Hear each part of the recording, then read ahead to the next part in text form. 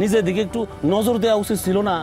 এখন যে শরীরের শক্তি নাই, মন ভালো নাই, গায়ে বল নাই, কিছুই তো নাই, এখন তো সংসারেও সুখ নাই, তো বউর কাছে যে আপনি একেবারে শক্তিহীন হয়ে গেছেন, এখন কেমন লাগে? ভাল লাগে?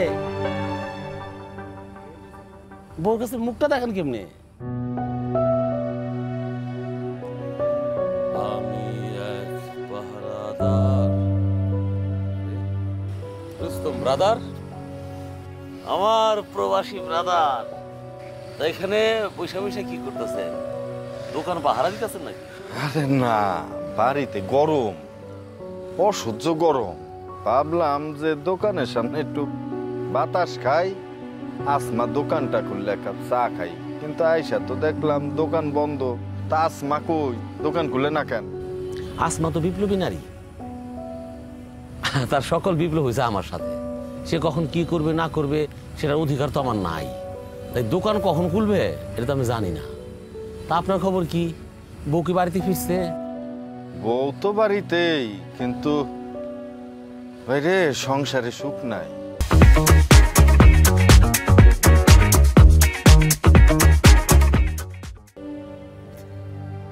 রুস্তম ভাই, আপনি তো আপনার সকল সুখ বিদেশে গচ্ছিত গাইখে আসছেন।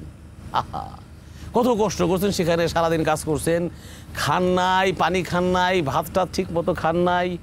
আমার মনে হয় কি জানেন, আপনার লিভারটাও গেছে, কিডনি দুইটাও নষ্ট হয়ে গেছে। ডাক্তার দেখান, টেস্ট করতে দিব। আরে তুমিও তো বিদেশ আছিলা, তা এত আসি তোমার আসে করতে মুখে? এখানে তো রহস্য। আমি তো বিদেশে ছিলাম, মানে বাঙালিদের মতো থাকি নাই, ওই বিদেশে আমি বিদেশিদের মতো থাকছি। মনে করেন প্রতিদিন ভালো মন্দ খাইছি, মানে আলাদা বাজেট থাকতো আমার ভালো খাবারের জন্য। আর যখন ছুটি হইতো না, তখন আমি লং ড্রাইভে চলে যেতাম, মজা করতাম, ফুর্তি করতাম, কত আনন্দ করতাম। আরে প্রাণটা বাঁচায় রাখতে হবে না? আমরা তো প্রবাসে যখন থাকি তখন যা ইনকাম করি পুরাটাই দেশে পাঠায় দেয়। খাবো কখন? তাই রে, আমি কি আপনারে ওই প্রবাসে বসে জুয়া খেলতে বলছি? ওখানে আপনি কত কষ্ট করেন, হালাল ইনকাম করেন, সেখান থেকে একটু হালাল আনন্দ করা উচিত ছিল না? নিজের দিকে একটু নজর দেওয়া উচিত ছিল না? এখন যে শরীরের শক্তি নাই, মন ভালো নাই, গায়ে বল নাই, কিছুই তো নাই, এখন তো সংসারেও সুখ নাই, তো বউর কাছে যে আপনি একেবারে শক্তিহীন হয়ে গেছেন, এখন কেমন লাগে? ভাল লাগে? বউর কাছে মুখটা দেখেন কেমনে? আর মুখ বউর জন্যে শখ করে একটা বড় টিভি আনছিলাম। টিভি আইনা তো পড়ছে আরেক বিপদে। বউ সারাদিন ওই টিভিই দেখে, আমারে আর দেখে না, আমার দিক ফিরাও তাকায় না। বাইরে প্রবাসীরা অনেক ভুল করে। আচ্ছা রুস্তম ভাই, আপনি আমার একটা কথা উত্তর দেন তো, মানে প্রবাসে থাইকে সব ইনকাম করে দেশে পাঠাই দিব কেন? দেশের মানুষ কি না খায়া থাকে?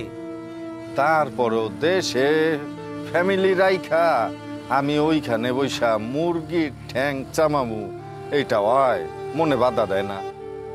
রুস্তম ব্রাদার, দুনিয়াতে কি আপন না, মানে একমাত্র আমি নিজেই নিজের 100% আপন, আর অন্যেরা কেউ 90% আপন, 80% আপন, 10% আপন।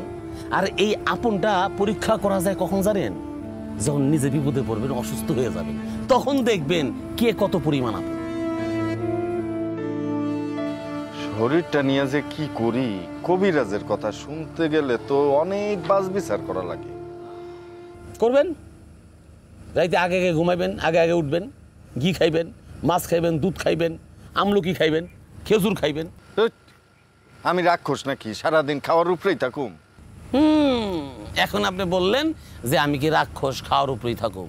এখন খাইতে আপনার অনেক কষ্ট হয়, মনে হয় অনেক টাকা আপনি নষ্ট করে ফেলিতেছেন। সামান্য কিছু টাকার যদি মধু কিনেন, মনে হইতেছে অনেক টাকা আপনি খরচ করে ফেলাইতেছেন।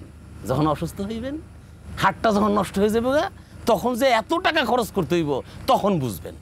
তোমরা তো খালি আমারে গাইলাও। শুনো, কষ্ট কইরা যদি টাকাগুলা দেশে না পাঠাইতাম, তাইলে কি আমার ভাইয়ের বিয়াটা হইতো, আমার মায়ের চিকিৎসাটা হইতো? কও।